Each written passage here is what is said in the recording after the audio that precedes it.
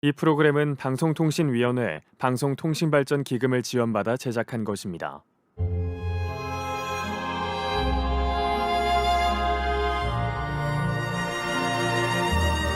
KNN 라디오 특집 상극 다큐멘터리 하늘 아래 제일 서러운 소리꾼 이화중선.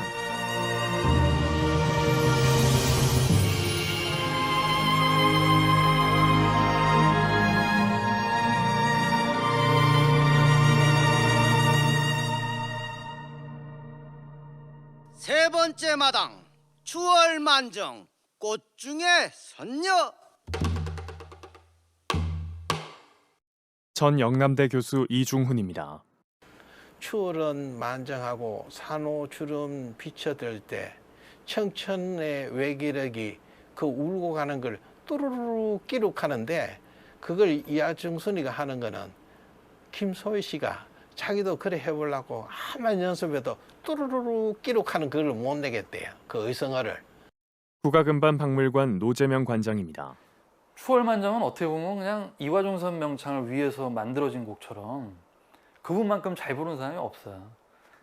그런 심청이의 그 가녀린 그 여성의 그런 심정과 그런 좀 약간 가련한 그 가을날에 여성이 이렇게 그냥 슬프게 울고 이런 장면에 그 이화중선 명창에 아주 청아하고 여성미 있는 그런 목소리가 잘 어우러졌다. 추월은 만정허여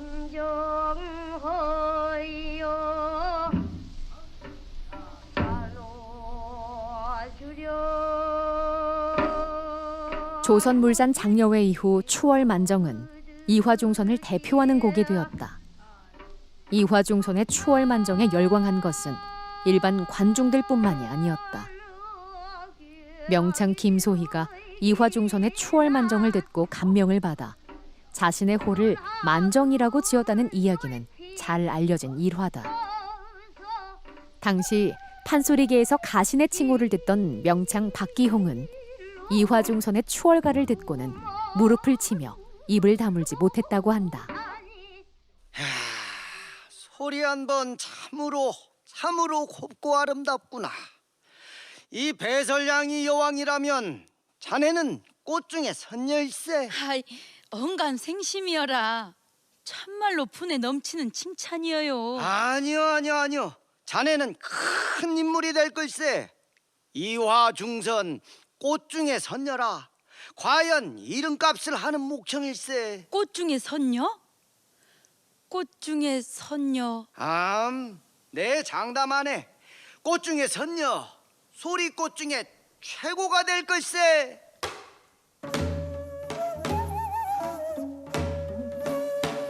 이 치마 정고리에 사뿐히 움직이니 그 몸짓 한번 다 나오고 계곡의 정수가 바위 뚝을 넘쳐 흘러내리니 이는 천상의 음성이라 만들어내는 소리가 아니요 저절로 나오는 소리.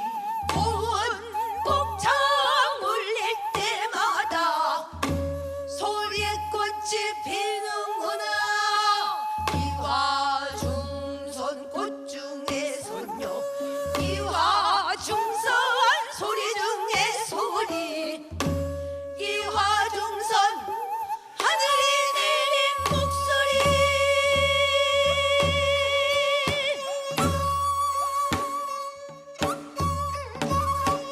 이 대회를 계기로 이화중선의 소리 인생은 거침없이 뻗어가기 시작했다.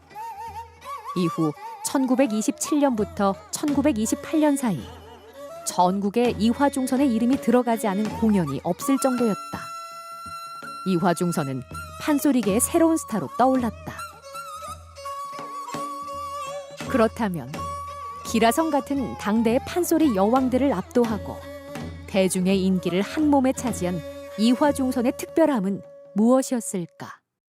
국가금반박물관 노재명 관장입니다. 근데 다른 사람은 보면은 그냥 무슨 자갈밭에서 뭐를 그냥 짐을 나르는 것 같이 그렇게 낑낑매고 나르는데 이화중선은 그게 아니고 얼음 위에 그냥 박을 이렇게 스무스하게 밀듯이 그렇게 쉽게 가지고 나간다 이거죠.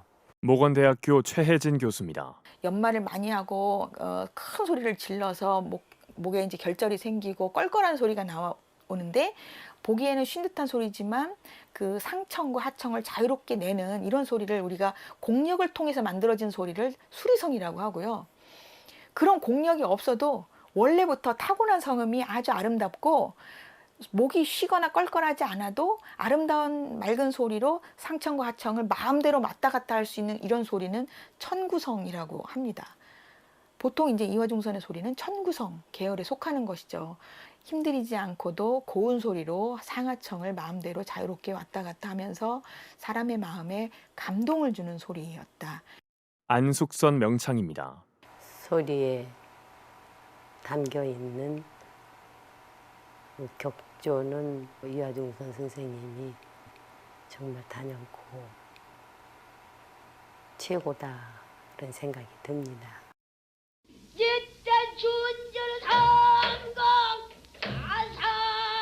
이화중선이 부르는 흥부가중 제비몰러 나간다 대목입니다. 제비조차 나간다 제비몰러 나간다 봉긋이 맺은 그물에 우려 들어내고 광장사르러 나간다 동풀 툭 잡을 또 하나, 법제에 얽매이지 않는 자유로움 또한 대중을 매료시킨 이화중선만의 특별한 점이었다. 한국음악문헌학회 손태룡 대표입니다. 이화중선 소리의 음악적 특징은 그 엄격한 판소리 소리 법제를 지키지 않고 누구나 들을 수 있게 대중이 좋아하는 그런 부담 없이 편안하게 소리를 한다는 것이죠. 국악음반박물관 노재명 관장입니다. 이화중선 명창은 본 근본 바탕은 동편제예요. 근데 성음은 동편제가 아니라고 볼 수도 있어요. 그게 왜냐하면 동편제는 굉장히 호령조, 호통조로 아주 강한 헤비메탈 같은 발성을 해줘야 되는데 동편제도 저렇게 보드랍게 그냥 편안하게 힘을 빼고 발성하니까 좋더라. 그러니까 그게 굉장히 특이한 점이 돼가지고 제가 볼 때는 사람들한테 편안한 느낌도 주고 굉장히 좀 신비하고 신선한 느낌도 줬기 때문에 그게 개성이 돼서 이화중선이 많은 음반을 취입하게 되고 인기가 끌었다. 또한 이화중선은 정통 판소리는 물론 민요와 사당패 소리를 넘나들며 대중의 입맛에 맞는 소리로 관중과 소통했던 스타였다. 김문성 음악평론가입니다. 이화중선은 대중적으로 굉장히 알려진 한 시대를 풍미한 그런 소리꾼이라고 평가할 수 있겠고 현대에 비유한다면 적어도 안숙선 선생 이상의 그런 인기와 대중적인 인지도를 가진 분이셨다. 안숙선 명창입니다. 이리에 가면 황등이라는 곳이 있어요. 황등 공연을 다 하고 마쳤어요. 마치고 이렇게 길을 걸어서 숙소로 돌아오는데 꼬마 처녀 뒤에 남자들이 막 그렇게 불러요. 그러니까 그때가 한 9살, 10살이나 먹었을까요. 목소리는 이화중선 같고 이제 편지를 보내면서 이화중선을 꼭 뛰어넘어서 이화중선 같이 돼야 된다. 이렇게 편지도 해주시고 했던 기억이 납니다. 한국음반 아카이브 연구소 배연형 소장입니다. 이화중선 명창의 그 레파토리 중에 인기가 있었던 것은 역시 대중적인 거예요. 예를 들어서 뭐 사랑가라든지 추월만정이라든지 군사서름 타령 이런 것들은 여러 번 되풀이 취입하거든요. 그리고 육자배기 이런 이화중선의 육자배기는 유명하거든요. 그래서 그런 것들은 대체적으로 대중적인 취향이에요. 이화중선이 부르는 남도민요 육자백입니다.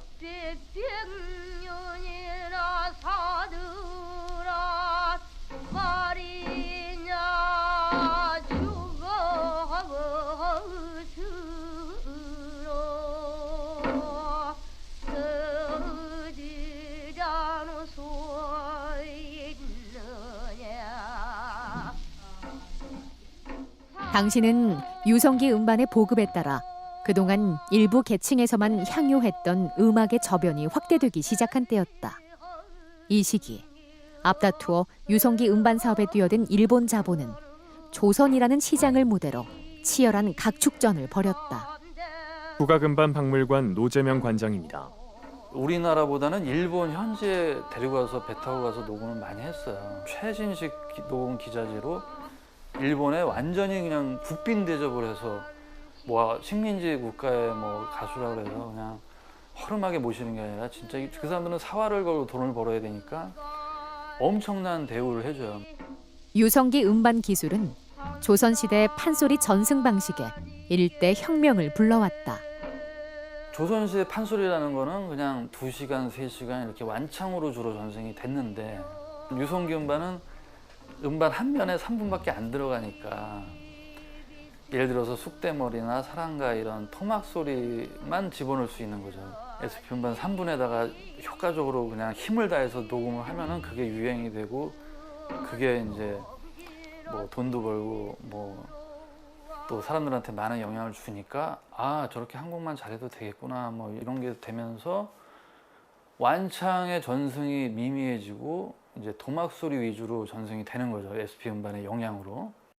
한국음반 아카이브 연구소 배연형 소장입니다. 유성기가 나오면서부터 판소리는 본질적으로 바뀌게 돼요. 판소리가 스토리에서부터 뭘로 변해가느냐 하면 서정적인 노래로 변해가요. 그래서 판소리가 가요화되는 현상이 일어납니다. 제가 쓰는 용어인데 일제강점기의 유성기 음반을 통해서 판소리는 편린화된다. 조각조각 난다는 얘기예요. 그 다음에 서정적인 대목을 중심으로 해서 가요처럼 불립니다. 그래서 현대 판소리가 전부 그 연장선상에 있습니다. 유성기 음반업계 최고의 스타는 다름 아닌 우리 소리를 하는 명창들이었다. 당시 그들의 인기는 요즘의 아이돌에 견줄 만큼 뜨거웠다. 유성기 음반 시대는 이화중선에게 운명과도 같은 기회였다. 유성기 음반의 대중화는 비상하는 이화중선의 소리 인생에 더욱 큰 날개를 달아주었다.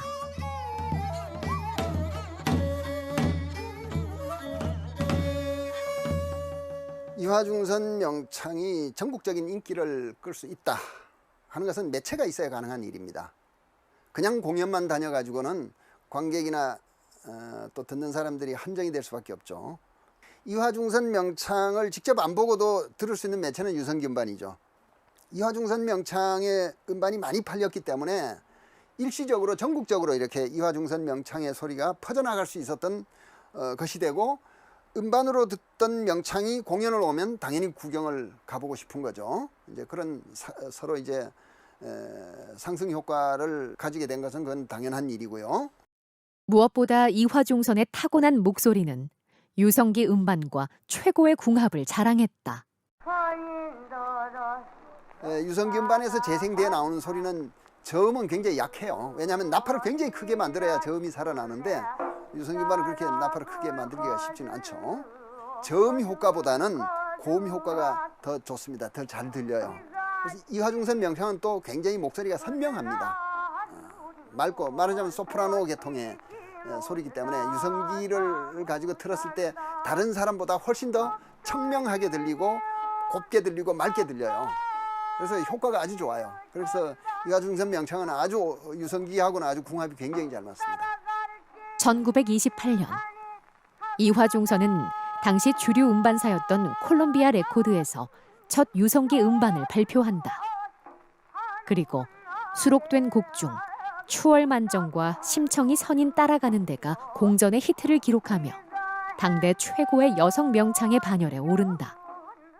그러니까 이화중선 명창은 1920년대, 30년대, 40년대 초까지 당대 최고의 스타예요. 음반회사에 존폐를 거론될 정도의 사활을 걸고 그 사람들은 영입을 해야 되는 그냥 최고 스타예요. 음반회사마다 이화중선 명창은 다 영입했어요. 그냥 막대한 돈을 주고. 이화중선 명창의 인기는 글쎄요, 현대 요즘 사람들은 잘 못 느끼실 거예요. 가령 1960, 70년대 이미자 명창이 얼마나 인기가 있었나? 그보다도 훨씬 더 인기가 좋았을 거예요. 저 사장님, 이화중선이가 콜롬비아하고 계약을 한다니까요. 뭐? 엊그제 나하고 약속을 단단히 했는데 무슨 소리야? 콜롬비아 놈들이 뭐라고 꼬셨는지 홀랑 가로채 갔다니까요. 지금 이러고 있을 때가 아니야. 얼마를 주든 뭐라고 꼬시든 이화중선이 데려와. 무조건 데려와.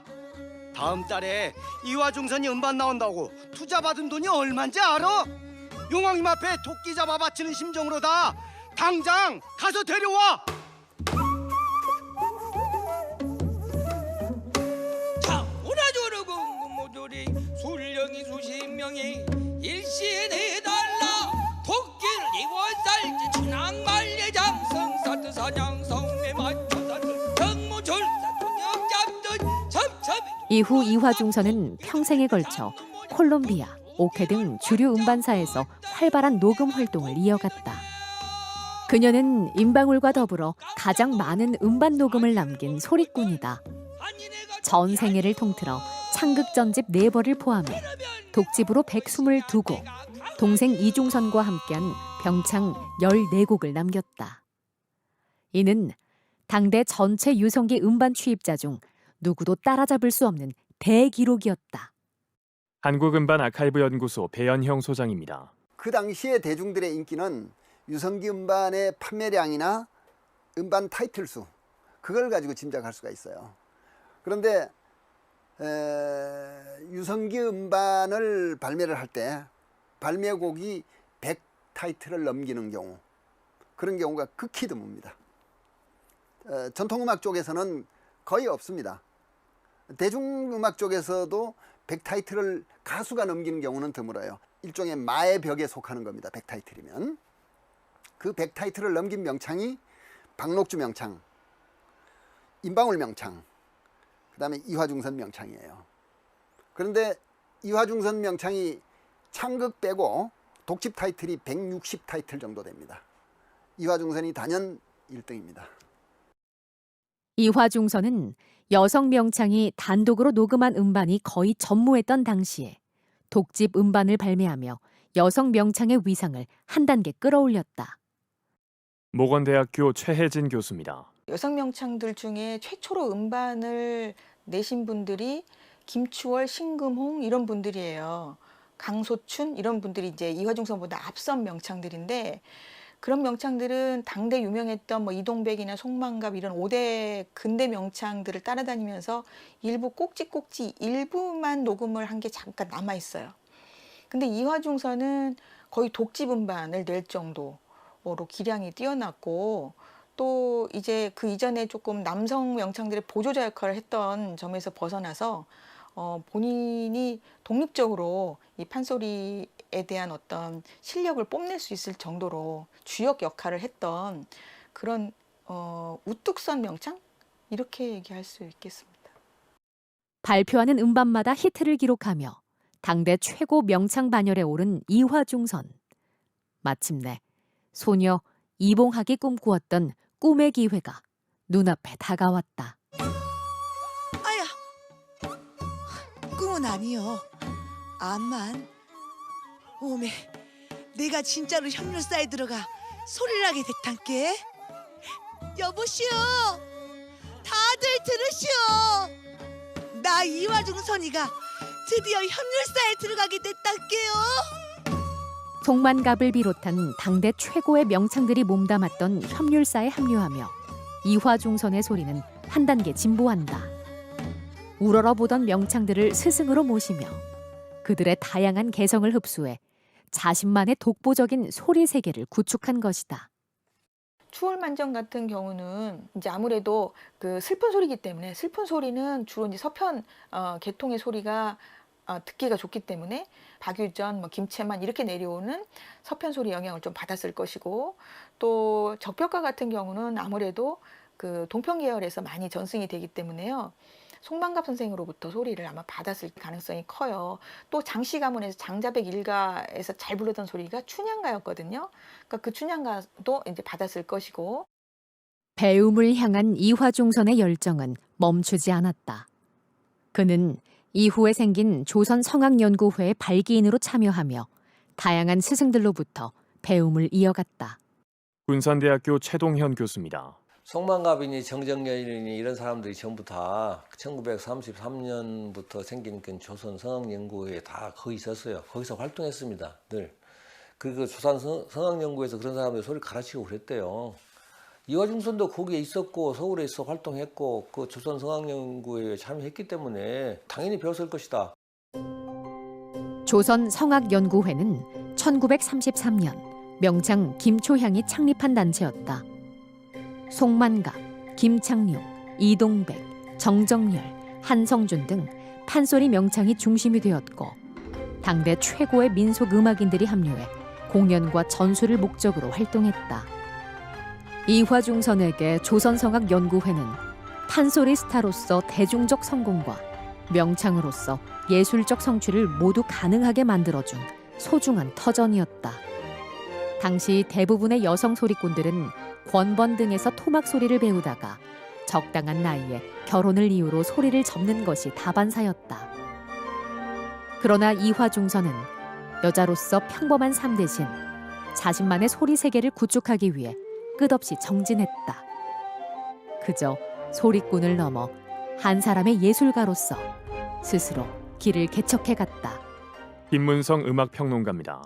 이화중선은 외모가 타고난 것도 아니었고 돈이 많아서 훌륭한 선생을 사범으로 모시고 그런 어떤 학습 이력이 있었던 것도 아닙니다. 결국 그 소리의 지위까지 가기에는 자기만의 피나는 노력이 있었던 것이 거의 저는 맞다고 보여집니다. 끊임없이 자기 소리에 대한 연마를 했고 그것이 그 진심이 닿았기 때문에 대중들에게 인기가 있어서 음반도 가장 많은 음반을 남겼을 것이라고 생각을 합니다. 그야말로 이화중선의 시대였다. 1920년대 후반 이화중선은 왕성한 음반 녹음 활동과 공연으로 전국 팔도를 주름잡았다. 그녀가 가는 곳마다 구름 관중이 모여들었고 무대가 끝날 때면 관중석에서 재창 3창을 요구하는 박수가 쏟아졌다. 조선 문화를 압살하려는 일제의 탄압이 극으로 치닫던 시절 이화중선의 노래는 억압받는 민초들의 숨통을 틔우며 마음을 어루만지는 명약 중의 명약이었다.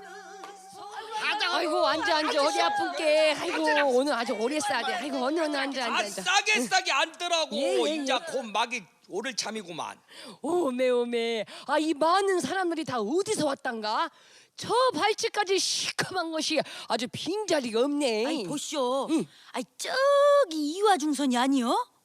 오메 체구가 어찌 저렇게 가늘고 여리여리하던가. 그런 게 말이여. 소문대로 인문은 참말로 박색하고만은 소리는 어찌 그렇게 기가 막힐까 맛이. 그러게 하늘이 공평하단께. 참 자네 얘기 들었는가? 이화중선이가 이끄는 공연장마다 인산이내리야. 아주 돈을 가만히 해놓고는 짊어지고 다닌다고 안 그려? 아이 참말이요? 아이고 나도 살림이고 밭일이고 다 떼어 치아불고 이화중선이나 따라 댕길 건 아니에요. 그래서 아줌마는 그 신소리 허들 말고 얼른 드러나 보자고. 그러자고.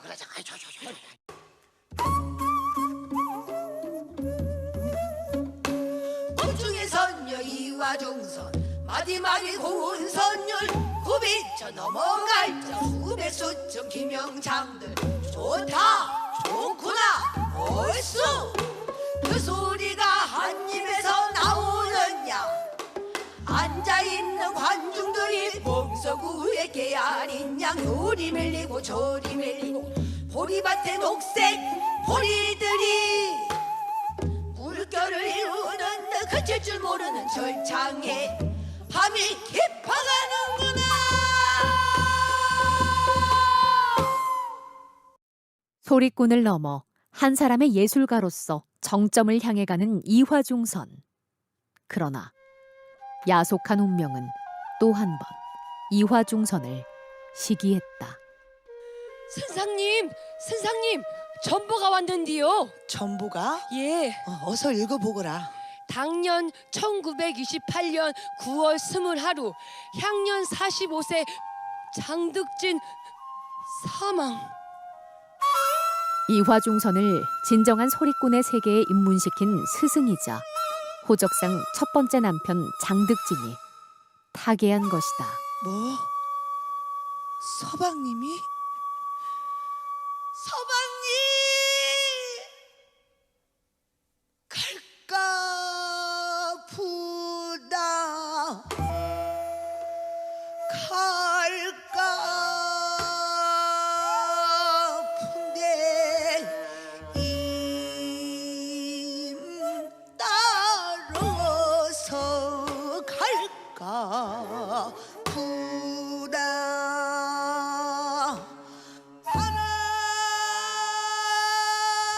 바람도 수야담고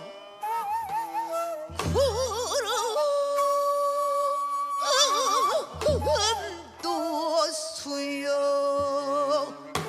수염없는 수진이 날진이 해동 청포담배 다 쇠야던 동설령 KNN 라디오 특집 창극 다큐멘터리 하늘나라의 제일 서러운 소리꾼 이화중선. 내일 저녁 6시 4부 사랑사랑 내 사랑 이어가 방송됩니다. 이 프로그램은 방송통신위원회 방송통신발전기금을 지원받아 제작한 것입니다.